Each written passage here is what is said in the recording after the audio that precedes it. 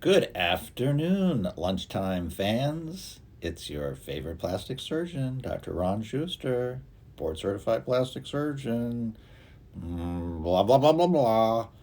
Welcome to Lunchtime Lift, and thanks for coming in. My lunch today is going to be some leftover chicken. I put on little chicken cutlets on the grill last night, and everybody's checking in. Very good. Thank you very much. Thanks, Tracy. Um, And sometimes I think the chicken tastes a little bit better the second day. Got a little poppy seed salad dressing ready to go. Um, yeah, I think we're good with that. Had a good chocolate chip muffin last night. That was a good thing. Um, what else did I do? Yesterday was sort of a pretty boring day, actually. Took care of a lot of business situations. We're trying here in the office. We have not fired any employees. We are trying to do our best. We've had incredibly loyal employees, really since inception for my whole practice. I mean, we've had very little turnover. And shout outs to, Taylor, Kim, Jean is actually in the office now. Karen, Morgan's working hard. Our nurses, Nancy and Yulia, and hopefully I didn't forget anybody. We're doing what we can. Our employees have always been very good to us. They really what makes the office tick, and our patients love them, and we want to keep them, and we want to keep them happy and keep them employed. So yesterday I spent a lot of time, and it's an ongoing process with this whole loan rescue stuff by the government. It's really good that they're doing it, but it's not quite as smooth and quick as it certainly could be. But look, Rome was not built in a day, and that's the way it is. But you can change your nose in a day. Yes, you can change your nose in a day. So yesterday, we spoke about rhinoplasty, and so today, it's a big topic. It really is. There's a lot of different issues with it. So today, I thought I would spend more time on rhinoplasty. So I'm going to break it down into two different groups. I'm going to break it down into basic, Caucasian or white rhinoplasty, the majority of what we see. But I also take care of a lot of patients who are not Caucasian, African American rhinoplasty, Asian rhinoplasty, Hispanic rhinoplasty, very popular, and like Middle Eastern, like Iranian, Persian rhinoplasty is very popular. And so I'm going to split this up in half. And first, I'll talk about the generalities of Caucasian rhinoplasty. I don't even know what the politically correct name for a white person is, but it looks like something like me. And because that's actually more of the simpler kind of corrections. The other sort of corrections can sometimes be a little complicated. So if you get a little bit of a background with the regular, the more complicated ones will make a little bit more sense. Hey, Master Blake, Botox and fillers? Nah, you're my kind of person. So yes, we can talk about that. And if not later this week, then early next week. This is going to be a while. You're stuck with me. So, and I encourage everybody to check into IGTV, pass it on. If you aren't so fortunate, you can check. You can come in now. You can check archiving all of these on IGTV. So rhinoplasty. One big thing. Yesterday we went over the anatomy, right? So you got the bones, you got the cartilage, you got the tip, you got the nostrils. All that's got to get dealt with. Right off the bat, there are two basic techniques to use: open and closed. Closed is sort of the old-fashioned, though it is still used by a great deal of surgeons. I think you do have to be extremely talented to be able to do closed. I perform most of my rhinoplasties, 95% of 95% open and 5 to 10% closed. In order to have a closed rhinoplasty, I want to have everything sort of a setup to get a great start without having to do too much jazz. So what's the difference? So what has to happen is an open rhinoplasty uses all the incisions on the inside of the nose, okay, except for one. There's one little incision that's on the underneath surface of the nose right here. And I've never had a problem with that incision as far as being able to see it.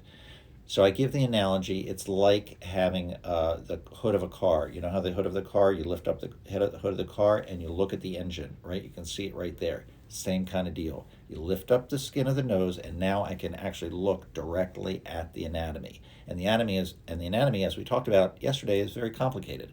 So it removes a lot of guessing. I can make the changes that I want to make in a much more predictable fashion. It gives you a much more predictable result, and there's no guessing. It's right there, right? So that's the difference between an open, that is an open, right, because you're opening up the skin of the nose, versus a closed, which is everything done without that incision. So you're looking through the incisions inside of the nose, inside the nostril, which can be done easily. It's not a big deal. It's not, it's a very, it's okay to do it that way.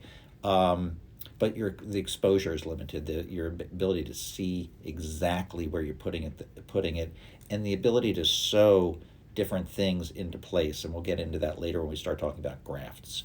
So and really it's up to the surgeon. And I go to these sites and I see a lot of questions like, oh, I'm looking for a surgeon, but he wants to do it open or he wants to do it closed. Don't micromanage the surgery, right?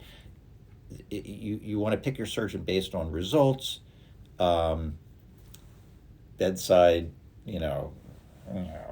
communication, attachment, relationship, all that kind of stuff. But you want to base it on results, and you don't care how he's getting the results, right? Or he or she. Like if you like the surgeon's results, trust the surgeon, right? If you're getting a good vibe. I do believe that you need to get a good vibe with the surgeon. You have to feel comfortable with whoever you're picking.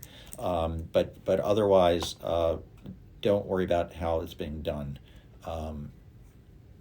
Let the surgeon take care of that, okay? So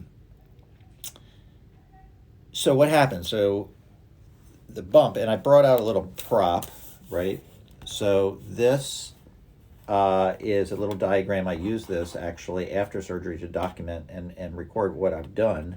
And this is a little document, this little diagram, and you can sort of see the bones up in here, right? And this is cartilage that can form a hump, and these are the tip cartilages. And from the front, you can see they have a particular kind of shape, right?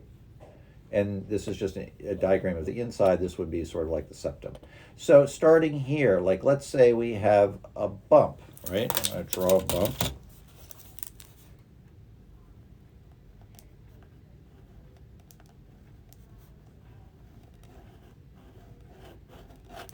So now we have a bump, right?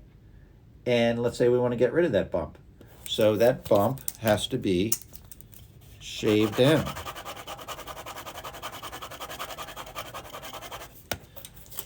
So how about that? I just got rid of that bump, right? So we want to shave it down, and there's ways of doing that with rasps or different kind of tools we use, not necessarily from Black & Decker, but very precise tools. And so we want to lower that bone. And so when you hear about breaking the nose isn't really broken. It's sort of the bones and things are sort of shaved down. They're very delicately removed in a sequence in order to get to where you want to go, right? Where bones are when you hear about being broken, basically if these are the bones over here, right, but the bones are too wide, so we want to narrow them, right? So these bones right in through here have to be cut. They're precisely cut with different instruments, and so they can be then narrowed, okay? And then you basically get to the tip of your nose. And the tip of your nose, this is drawn as a certain way, but these can be very irregular. They can be too round, they can be too sharp, they can be curved, they can have different shapes. One cartilage here in the tip of your nose can look different than the other cartilage, right? So my job is to make these equal and have a certain shape that tends to give a certain appearance once the skin is back over top of it. Like you would have never thought your nose actually looks like this right underneath of it, because you don't see the actual pieces. What you see is the overall relationship of all those pieces and how the skin drapes over top of that, right? So it's like shoving a lot of stuff underneath of your blanket. You wouldn't know how many pillows you have underneath of there or what the pillows are, but you see the shape of what is giving you over by the blanket. So so a very common thing is to reduce how big these are, right? So I'm just going to show, I'll draw that.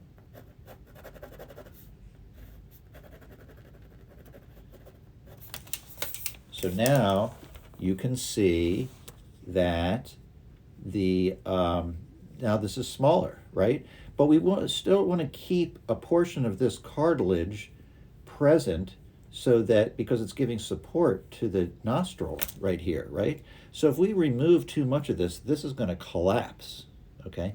And that's what they used to do a lot. It happened a lot in like the 50s and 60s.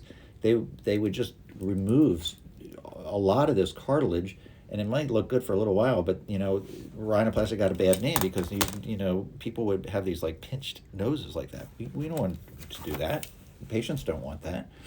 So it's important to keep the integrity of these cartilages, and you can see sort of from this view, those cartilages have a C shape, right? So it's sturdy. It's a, what we actually call a tripod. Okay, there's actually two cartilages there, and the third one is underneath of there, and that's what's giving you the support. It's like a tripod that you would put your camera on, right? And that gives you the support. So rhinoplasty has to deal with changing the shape, right? But it has to maintain structure. It has to keep a certain structure so you can breathe. And this is like what we were talking about yesterday. Hi, everybody. Thanks for joining. This is what we were talking about yesterday is how to maintain function of your nose, how to maintain the structure of your nose, right? So that not only it looks good, but you can breathe well, so you can smell grandma's chicken soup, right? So that, and then one thing that we talk about that you may hear about are something called spreader grafts. Okay, so spreader grafts. Well, actually, you know something? I might say that for another time. I think that's pretty much it for the basics of rhinoplasty, and that is true for most sort of Caucasian or white rhinoplasties. Most people have like a little bit of a hump here, and then we have to do something with the tip of their nose, usually making it a little smaller, and then sewing the remaining portions to change the shape. Okay, so that's basic rhinoplasty 101.